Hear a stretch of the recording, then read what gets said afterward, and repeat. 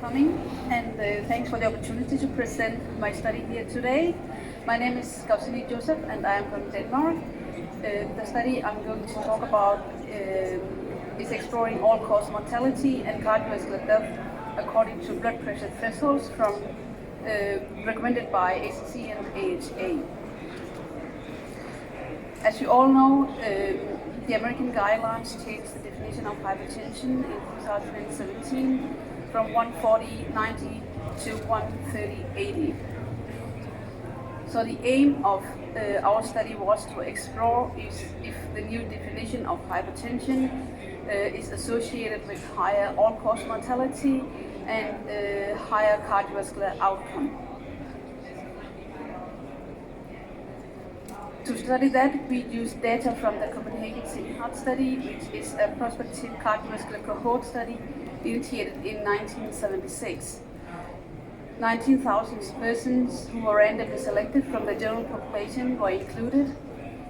They went through 4 examinations between 1976 and 2003.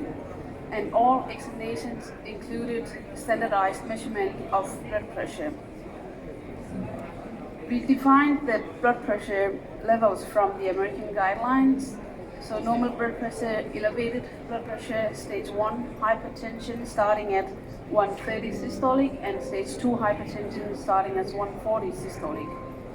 All persons were followed until their death or until April 2018. We followed them through the Danish National Patient Register where we have information on admissions and in Danish Death Cause Register where we have information on death causes. So when we looked at all-cause mortality, we found that the American definition of hypertension had the same mortality as normal blood pressure and elevated blood pressure. The definition of stage 2 hypertension, which is practically the ESC definition of stage 1 hypertension, had significantly higher all-cause mortality. But when we looked at the cardiovascular death, we found that both elevated blood pressure and stage 1 hypertension had significantly higher cardiovascular death compared to normal blood pressure. And that was also the case for stage 2 hypertension, of course. And when we added cardiovascular admissions, that means admissions due to heart failure, stroke, or acute myocardial infarction, we found the same pattern. So both elevated blood pressure and stage 1 hypertension had significantly higher risk of cardiovascular admissions and death compared to normal blood pressure. All these analyses are multivariable and we adjusted them for all these confounders mentioned below, and the mean follow-up time was 23 years. The conclusion of our study is that the new definition of hypertension is not associated with higher all-cause mortality, but it is associated with higher cardiovascular outcome. Thank you.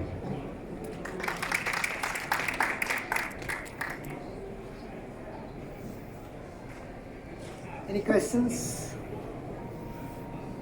Comments? If not, I'll just ask you one question. See, here you are talking about a group between a blood pressure of 130 to 140 and an absolutely low risk group, right? So in this low risk group, you are trying to differentiate with them with no risk group. So did you expect that the mortality would go up, or did you actually expect that there will be more of strokes, CKDs, dementias and stuff like that? Because I see a primary endpoint in the study title is all-cause mortality and cardiovascular death. Did you expect that this group would, by treatment, have a change in death? Actually, when we started this study, we thought we will find that the cardiovascular death results would be similar to all-cause mortality, that both elevated and stage 1 hypertension would not have higher risk. So this was surprising for us as well. I have a question. Did you check whether there was any impact of any difference in the presence of organ damage or risk factors in addition to blood pressure? And whether also there was any impact of out-of-office blood pressure, if you mentioned it in some of these people? people. So the first question was if there were brain damages. Yeah. Yeah, we made some sensitivity analysis where we excluded all those who could have complications to high blood pressure, and that included stroke and brain damages, and that we found the same pattern of results. And your second question was? Whether you use out-of-office blood pressure with some of these people, you see whether there was a difference between Yeah, no, we only had this hospital blood pressure. Yeah. Just one comment. What is the exact figure of cardiovascular death and total mortality in this cohort in these 25 years? I mean, approximate numbers. What do you have the numbers? I mean, Yes. what percent? Yes. I have this number of events here. This is for, to the left you have cardiovascular death. So in the normal blood pressure group we had observations of more than 6,000, and the total number of events in this group was 184.